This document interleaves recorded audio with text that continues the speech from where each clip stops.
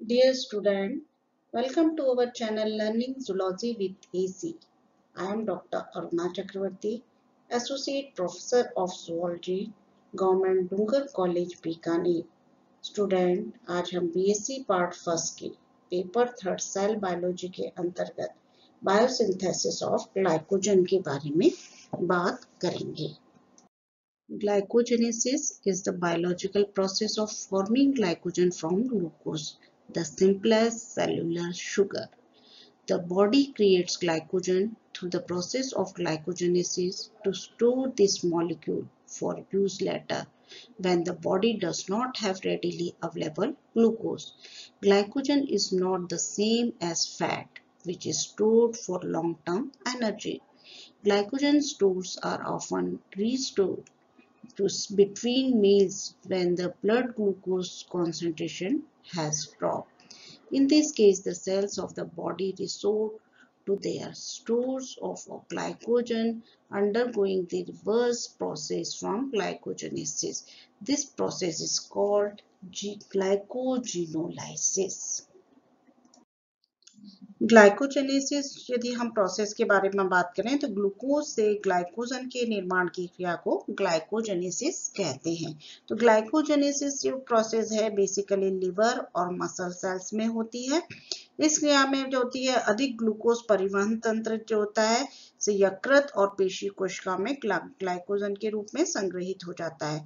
Glycogen जो होता है एक पॉलीसेक्राइड प्रकार का कार्बोहाइड्रेट होता है जो कि इमाइलोपेक्टिन के समान होता है। इसका मॉलिक्यूलर वेट कम होता है लेकिन चेन जो होती है छोटी होती है। तो ग्लाइकोजेनेसिस मेनली जो होती है मसल्स और लीवर में होता है और सिंथेसिस जो होता है ग्लाइकोजन जो होता है इनके सिंथेसिस प्रोसेस जो होती है इसमें दो एंजाइम्स जो होते हैं कार्य करते हैं। पहला होता है ग्लाइकोजन सिंथेटेज और दूसरा ब्रांचिंग एंजाइम।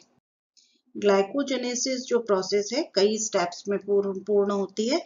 सबसे पहले ग्लाइकोजन के निर्माण की प्रथम क्रिया में ग्लूकोज जो होता है लिवर में ग्लूकोज 6 फॉस्फेट में परिवर्तित हो जाता है।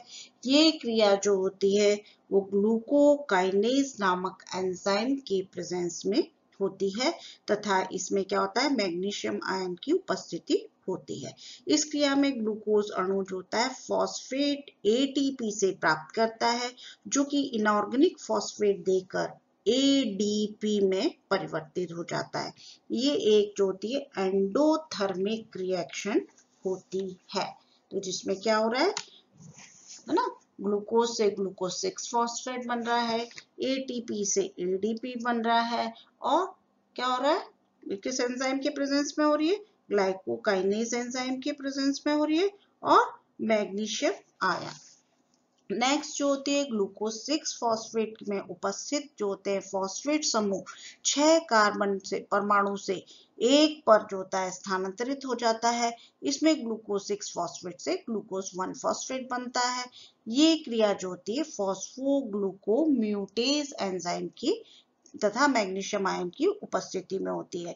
तो क्या होगा ग्लूकोज 6 फॉस्फेट जो है ग्लूकोज 1 फॉस्फेट में कन्वर्ट होता है परिवर्तित होता है जो कि फॉस्फोग्लूकोम्यूटेज एंजाइम की प्रेजेंस में और मैग्नीशियम आयन की प्रेजेंस में।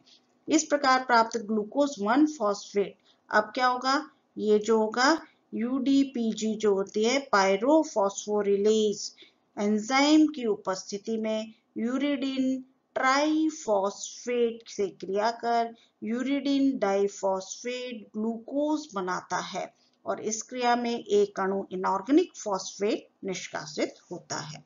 नेक्स्ट क्या होगा यूरिडिन डाइफॉस्फेट ग्लूकोज जो होता है का कार्बन परमाणु संख्या 1 ग्लाइकोजन सिंथेटेज या ग्लाइकोजन ग्लूकोसाइल ट्रांसफरेज एंजाइम की उपस्थिति में ग्लाइकोजन के अंतिम अवशेषी ग्लूकोज अणु के कार्बन परमाणु 4 के साथ क्रिया करके एक ग्लाइकोसाइडिक बॉन्ड निर्माण करता है ग्लाइकोसाइडिक लिंकेज का निर्माण करता है।